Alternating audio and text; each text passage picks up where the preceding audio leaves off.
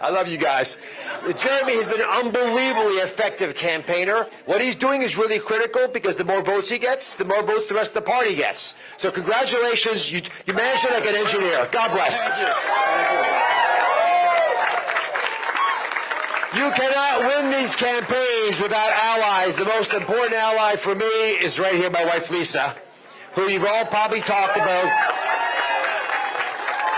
She's been the rock of Gibraltar and has allowed us to go places to do things I never thought were imaginable.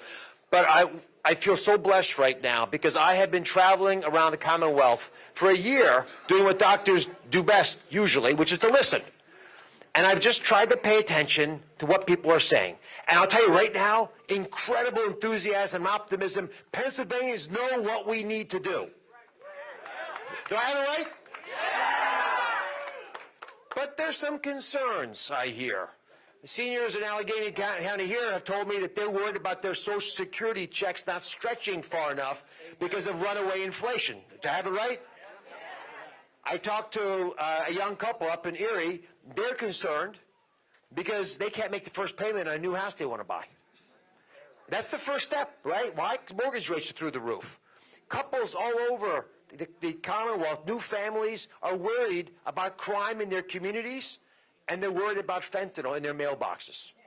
It doesn't have to be that way. Folks know how to manage this. The problem is, John Fetterman won't manage it because he hasn't managed it. And let me just give you the three ideas that I want you to focus on, because what you've heard everyone say is important. I'm just going to ask you to double your commitment. It's not just 5 people, it's 10 people we have to get to. That's a nice round number we can all remember. These are the 3 ideas that I want you to focus on. They're where John Fetterman takes us in the wrong direction, and where me, you, and everyone else wants to go is on the other side. The first one is the economy. It's pretty clear that you don't want to take Biden's spending program and make it worse. That's exactly what John Fetterman pledged to do. He said he should be more like Bernie Sanders. Well, you can boo him in person. I think he's coming here. But that is a problem that is an issue for me and probably for you, because we're spending our kids' money recklessly. Right? And you don't want to increase taxes to make up for that spending, which is what Fetterman's tried to do. He tried to do it as the mayor of Braddock. He actually did do it. He tried to do it as the lieutenant governor, and he supported the Biden tax increase while not paying his own 67 times, which gets me upset, and you too probably. Right? That's the first. The second issue is crime. And I got the endorsement of the Fraternal Order of Police.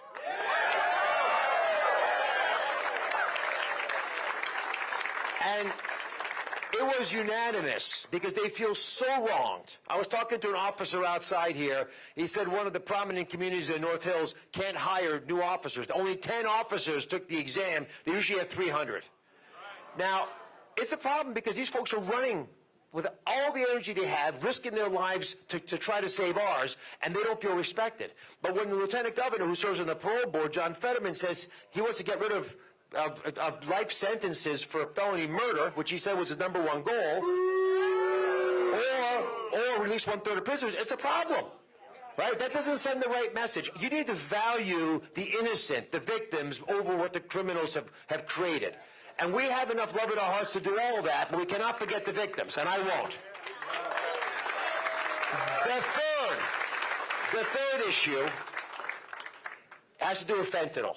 But fentanyl is bigger than just fentanyl. We're top 5 in the country, by the way, in fentanyl overdose deaths. The state troopers, who've also endorsed me, let me know that we have 7 times more fentanyl now in Pennsylvania than we had 2 years ago. 7 times. Why? We have an open border, which John Fetterman has embraced. We have cartels running human trafficking operations where they take the profits. What do? They buy fentanyl from China, bring it into our nation, making every state a border state. We can shut it down. We have the ability to do it. But you've got to actually focus on that goal. Now, if you think you should legalize all drugs, which John Fetterman has advocated for, what you're signing up for is the problem they have in Oregon now. Only state that's done it has listen carefully, a 50% increase in homicide rates.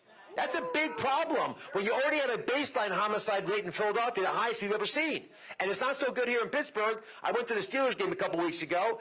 3 hours earlier, they won, by the way. 3 hours earlier, 3 hours earlier, there had been 3 men murdered just blocks away from where we were tailgating. So there are communities that are safe. These are all addressable. But here's the key. We've got to unite. I'm a heart surgeon. I'm not a politician. In order for us to deal with the biggest problems we face, which in my case is a broken heart, I've got to bring everyone together. I can't have us divided. Right now in America, we need to bring a sense of balance to Washington. Washington's getting it wrong with all these radical ideas. A sense of balance will let us cut through the partisan bickering and deal with the problems that you, me, and everyone else wants to address. So here's my favor of you. Here's what I'm requesting of you.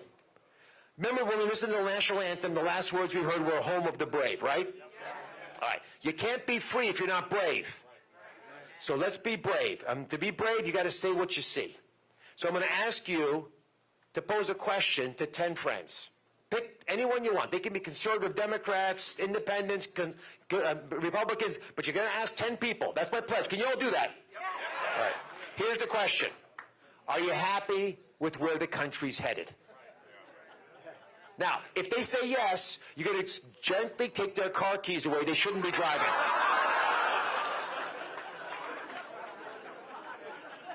But I'll tell